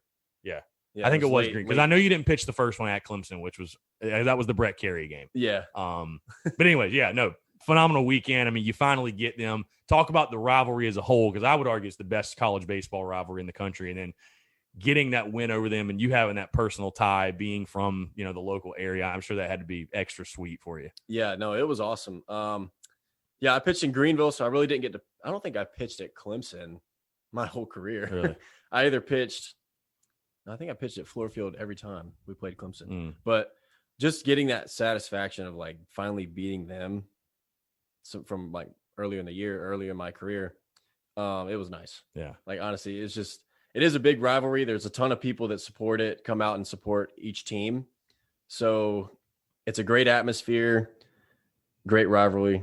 I mean, it's just awesome. Yeah, and intense. I remember that 19 year. That was the year that, and his name slips my mind, but the guy made the culture comments about, like, our culture is better than their culture as far as, like, our team. And I remember, I mean, I've had guys on, it's like, you don't say anything publicly, but behind closed doors, everybody kind of, it's like, okay, let's go kick their ass. Yeah. Like, for sure. And you guys did that, obviously, that Sunday game. But talk about just the challenges of the 19 season. I mean, again, and I thought it was interesting because a lot of the guys you saw thrust in early, I think of Danny Lloyd. I mean, there were a lot. I mean, you're asking these young bucks to again go out there and compete against Emerson Hancock. And I remember I think it was Danny Lloyd pitching on that Friday, or I think maybe y'all played him on Thursday or whatever. But I mean, or maybe it was Reed. I don't know. But I remember talking to Reed about this. Like, you just look at the pitching matchups and it's like, you want to believe you're going to win every game, but at some point you're like, we're kind of outmanned here. Yeah. Just talk about that, because again, on one hand, it was tough, it was a struggle, but it's a great growing opportunity for you personally? I mean, to get out there, thrown in the fire. I mean, and you know, we got the picture up behind us from that game. I know you were out there for that one, but just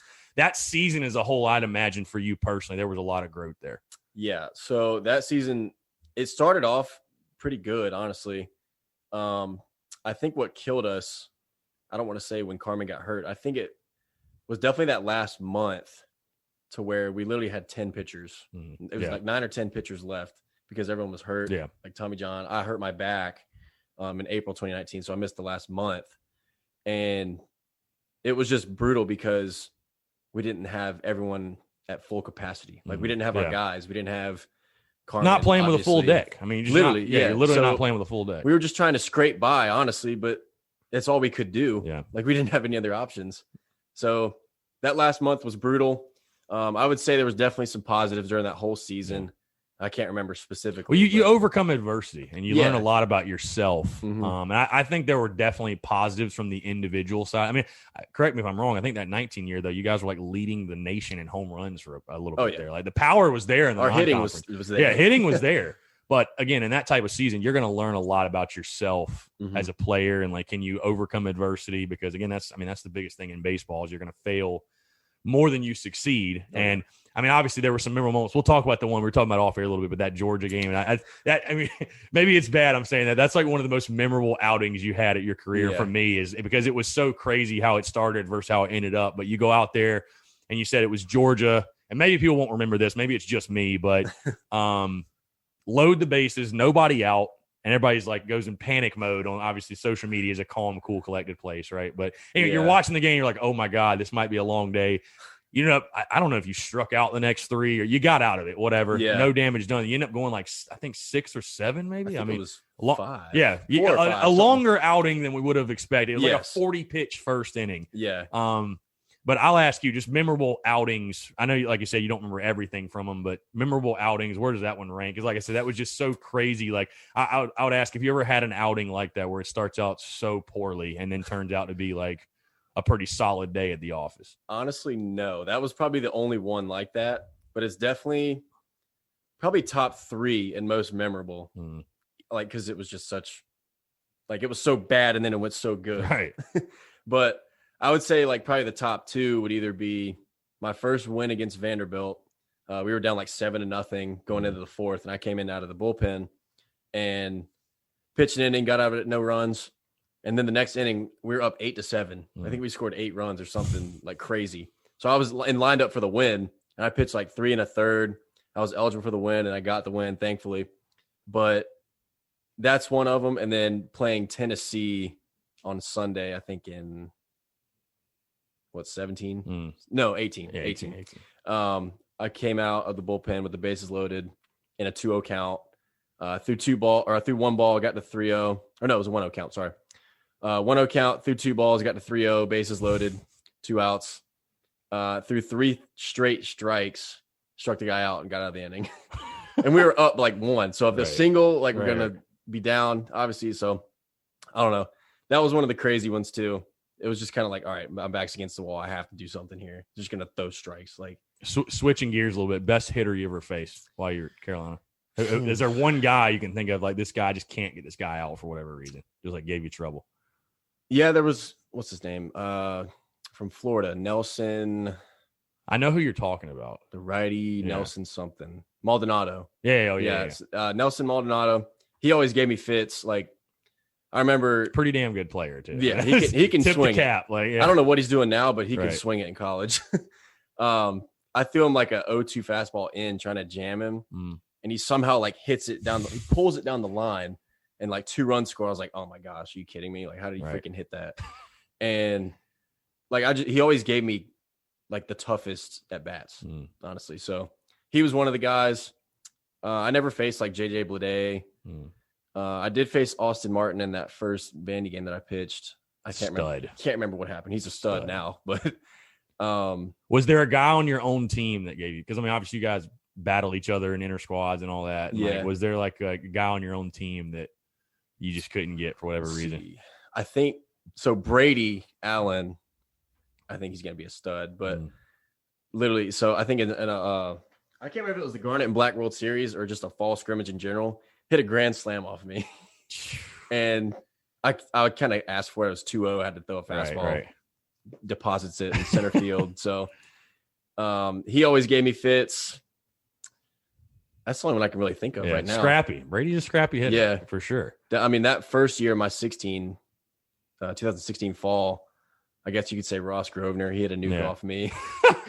Jonah Bride hit a nuke off me. Some good, let's say some sluggers on that team. For sure. You leave one over the middle, they're going to take you deep. Yeah, obviously. So obviously we come to this past spring, the 2020 season, which unfortunately got cut short. The COVID stuff, we all know, which sucked. Because I remember literally where I was when I found out it was going into that Tennessee series, and you're like 2 or 3 days away from the start of SEC ball, and then it gets taken away from all of us, which again, I only imagined how you guys felt. I mean, I know how I felt, but I was thinking about the players and stuff, whatever. But going into that 2020 season, again, you were once again a really big part of that staff. And I know you guys had a re-energized sense of wanting to get after it, just kind of proved that 2019 was a fluke. And I really thought, I mean, again, I know there were some ups and downs early. The Clemson series was a really hard fought one, just didn't go your way. But I really thought you guys going into SEC ball were primed to go on, because I saw some good pieces, definitely on the hitting side of things, but pitching for sure. We all feel like Carmen was going to get it really going, and I would have loved to seen him go through a full SEC season. And then what Farr and Jordan did, I think them coming back this upcoming season's huge. Like, I think they're two really, really good pieces. But just talk about, again, we'll talk first just the season, how you felt coming in for yourself personally, for the team. Obviously it gets cut short, but I don't know, I felt pretty good about this team coming in, honestly. I thought there was a lot of good pieces. I did too. I think this team, or last year's team, was going to do really good, especially with Carmen and BJ and Farr on the weekends. I mean, Carey started out on the weekends, but either one is going to do great. Our starters were going so deep that first probably 2 weeks that none of the bullpen guys were getting innings. Yeah. Like, they go to 6, 7, 8 innings. I remember Carmen going like 8 innings against somebody. And then I think Danny came in and shut it out. But literally, those guys, they were studs right at the beginning. I would have loved to see how SEC play would have worked out. We probably would have done pretty well, honestly. And then personally, I was in the bullpen. I was ready to go whenever needed. So, and obviously, we talked about it a little bit earlier, obviously, but you developed a lot as a pitcher. What do you attribute most to, like, the velo jump? And again, you got bigger, stronger, mentally you got sharper. But like, is there anything specifically you'd say you attribute it to, or is it just overall just development while you were there? I would say probably just development. I was never one to really make a huge jump in a short period of time. I think it would just be like the constant. I think you got incrementally better as you were there. Each year, like, I had some type got a little bit better. Yeah. And then this last year, it just kind of all came together. But I don't know. I was definitely putting up my best numbers probably this year, and I was ready to go. Like, I felt good. Everything was feeling really good coming off spring scrimmages. And just, I would have loved to see how this year played out for everybody. Like, it would have been great, I think. And then getting it taken away. I mean, I'm sure there's no words that can describe like how much that sucked, obviously. I mean, again, it's something unprecedented nobody's ever dealt with, but like I said, I remember when it happened, I just felt so much for the guys in that locker room. Like, as far as guys that, may never play another college game, you know what I mean? And like, obviously, I mean, you got signed by the Brewers and you're doing that now, but just, I mean, I guess, what was it like? I mean, what can you really say? Like, I mean, what you know what I'm saying? Like, everybody had to deal with it. I know. I just remember that meeting we had in March, like literally 2 days before we were supposed to face Garrett Crochet, who throws 102 for the White Sox. Literally the big leagues.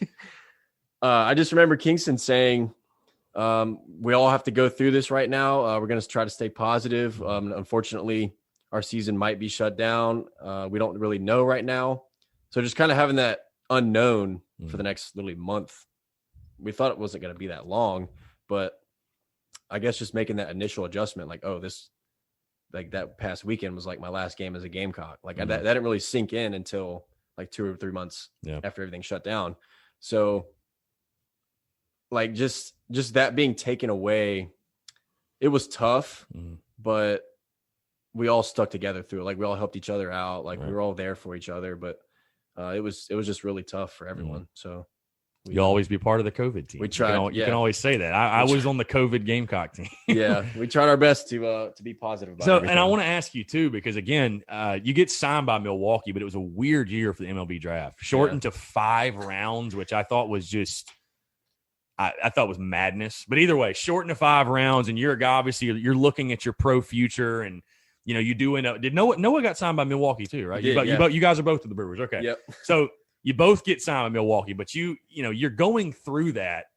Just talk about for you. I mean, talk about getting the call. I'm sure that was a huge sigh of relief, and that felt great, obviously. And to become a professional baseball player, you're realizing a lifelong dream. But I just can't imagine like being a prospect during all this uncertainty. And I'm sure scouts are zooming you, and they want to know about you and figure out who you are and strengths, weaknesses, mentally who he is. But like going through that process, then finally getting signed by the Brewers, like I have to imagine that's got to be like a highlight of your entire young life at this point. Yeah, it really was. I think the toughest part was filling out all the questionnaires because they take a minimum of like 20, 30 minutes each. Right. But other than that, no, the call was amazing. I was on that first day of the free agent signings. I got called like 10 something a.m. right after it opened. I can't remember who it was, either the Rays or the Mets. They were saying, hey, we're kind of looking at you. We're not really sure what we're going to do yet for free agents. Just kind of stay close to your phone. We'll give you a call later on. And then Taylor Frederick from the Brewers called, I think around like lunchtime or something. He's like, hey, man, how you doing? Just want to touch base with you, see how you're doing. Keep your phone close. We'll call you if something changes here or something happens. And he ended up calling me at probably 5. So I had to wait probably 4, 5 hours on the call, sitting there kind of anxious because I didn't know who else was gonna call anything. So he calls me, says, hey TJ, how would you like to be a Milwaukee Brewer? I was like, I would love to. Like, I feel like this is where I'm supposed to be. I've been praying about it. I want to be a Brewer. So everything happened. He said, all right, we'll give you that, whatever. Signed that night, literally within the hour. They sent over some paperwork. I printed it and signed, and it was just good to go. Done. Yeah. And of it was course, so quick. Yeah. Just a quick, and I'm sure again that was unprecedented for them too, like doing the transaction, I guess, or whatever you want to call it that way. But talk about what you've been doing, like stay ready, because I know obviously the minor league season gets completely taken away, and MLB had their condensed season this year, which I would actually say worked out pretty well for them. But I mean, for you guys, for the minor leaguers, I mean, getting it. Like, what have you been doing to stay ready, to stay sharp? Like you said, you haven't pitched in competitive games since March. So, I mean, what's and I'm sure the Brewers have been in contact with you about, giving you certain workout plans or throwing plans and whatever. But, what are you doing right now to stay sharp? Because obviously the hope is we all have our fingers crossed that, things are going to go back to remotely normal in 2021, and you're going to go to some sort of spring training or whatever it is, instructional league, and kind of get your pro career all, off and running. So I hope so. So probably since when everything shut down, I took a little bit off of throwing. During the summer, me, Carmen, Noah, and all of them would go out and do live ABs just because we were throwing everything. Right. Everybody was in shape, ready to play. We didn't want to play summer ball because we weren't really sure if it would be safe or anything, obviously. But no, so we would basically face each other. We had another guy, Brady Feigl, with the A's. He would come out and throw live ABs with us. He did really well. He had to throw like a certain amount of innings so that the hitters needed to be there. Right. And no, it was great. I don't know. We just stayed in shape, did that probably for 2 months. And then obviously working out in between all of that. We did that every Sunday, the live ABs. Right. And then we work out throughout the week. They would go hit. We would throw during the week, me and Carmen. And probably the last month or so, I've just been in the weight room. Right. Just getting stronger. Yeah, like there's really no reason to throw. I kind of shut down about a month ago now. I think I'll start back here a couple weeks. I was gonna say your arm is probably getting as much rest as you've ever had in your entire life. Because when you're a pitcher, you're just constantly throwing. But I'd imagine, like, on the flip side, looking at the positive, it's like, man, I feel great right now. My shoulder, elbow, we're good to go. Yeah, me and Carmen were throwing probably 2 months ago, and we're like, wow, like our arms have never felt this great. Like there'd be some days obviously where it's hanging, but overall felt good.